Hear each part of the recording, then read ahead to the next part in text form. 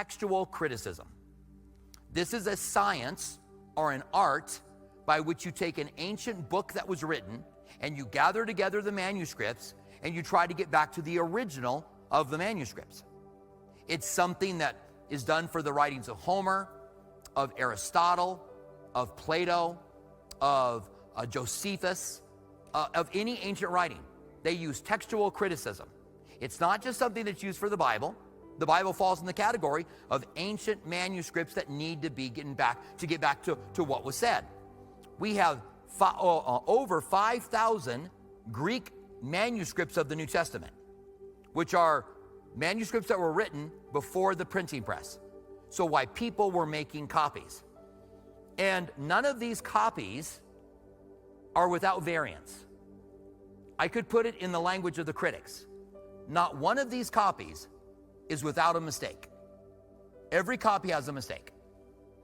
You can't write the book of Matthew and then copy it by humans without there being mistakes. So God didn't give us the Bible in a supernatural way. It didn't float down from heaven, leather bound, little ribbon, gold leaf. Oh, look what I found. It's the Word of God. God brought it in what I call a very earthy way through men who copied it. Now listen to what textual criticism is. This is from the Britannica Encyclopedia. Textual criticism is a branch of literary criticism and textual scholarship that aim to restore a written work to its original form. It involves studying the first formal documents of the work, authenticating them, and identifying their variants. That's the term we use for when one manuscript doesn't agree with another one. There is a variant. The goal is to recover the text to its earliest form and preserve its original meaning. There's a science for taking manuscripts and bringing them back to the original. And the way they'll do that is to identify the variants of a particular manuscript and compare them to the variants of another manuscript.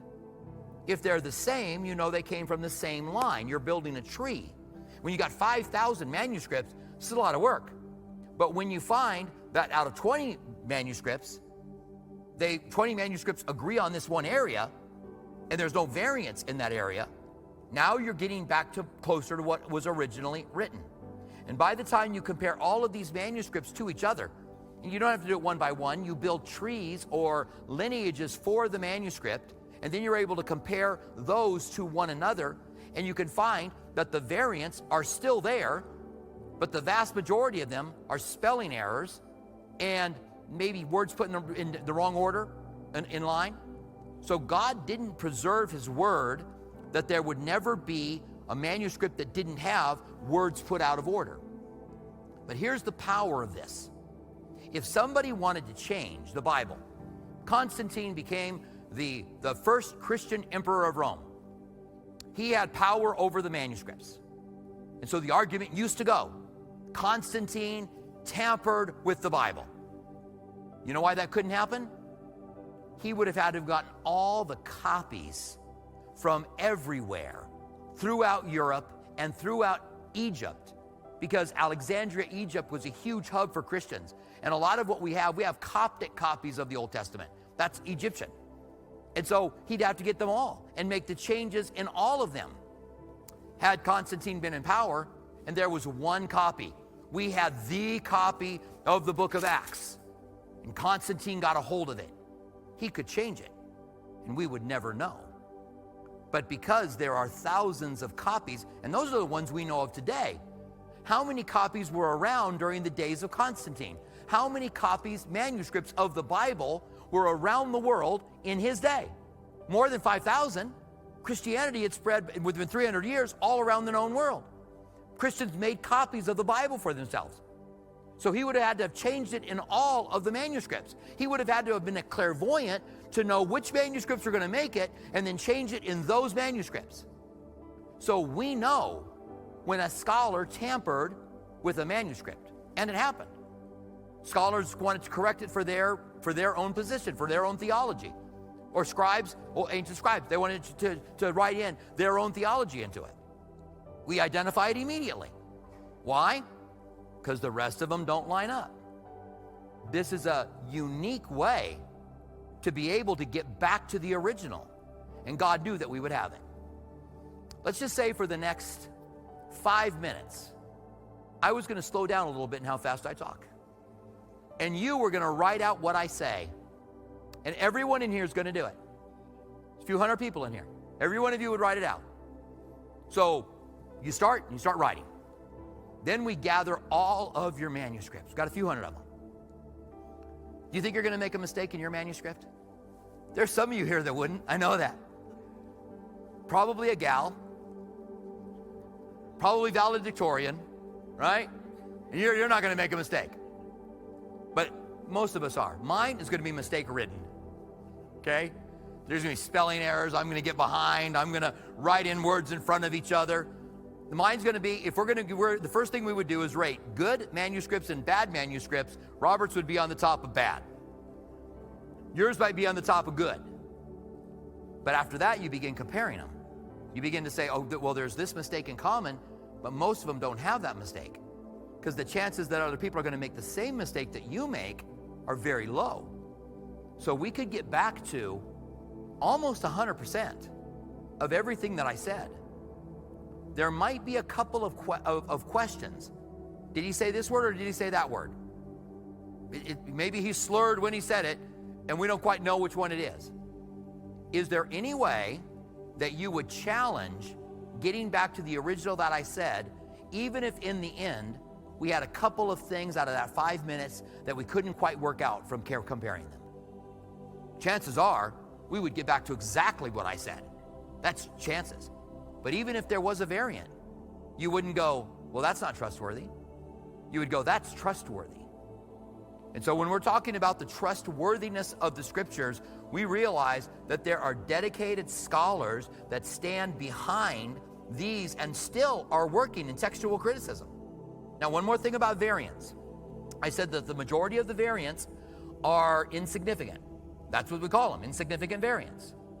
There are thousands of them because some manuscripts contain one variant in thousands of manuscripts.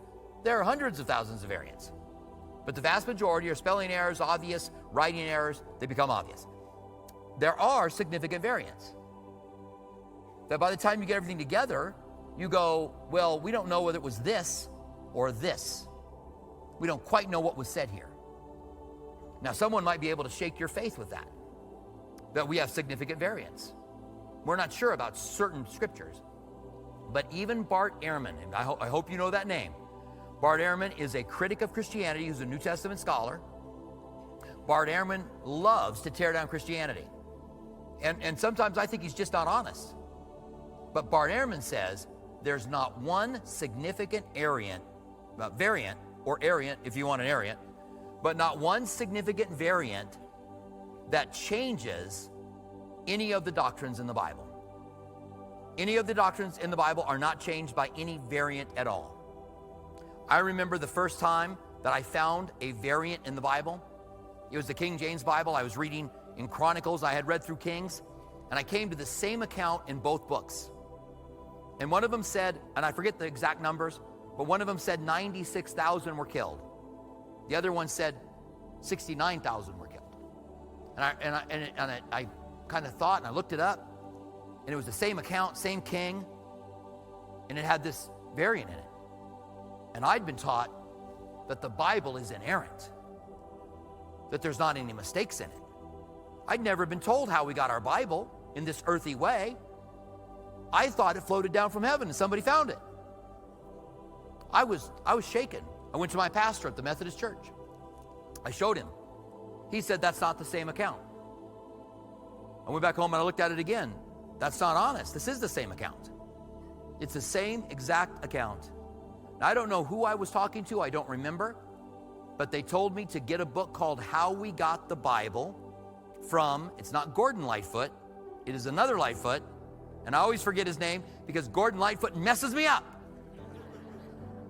But his last name is Lightfoot. How We Got the Bible. It's a very easy read, but it goes over what I just went over with you.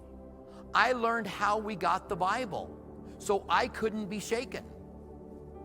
Now, this is why I talk about this, because I remember what it did to my faith. That was my first crisis in faith.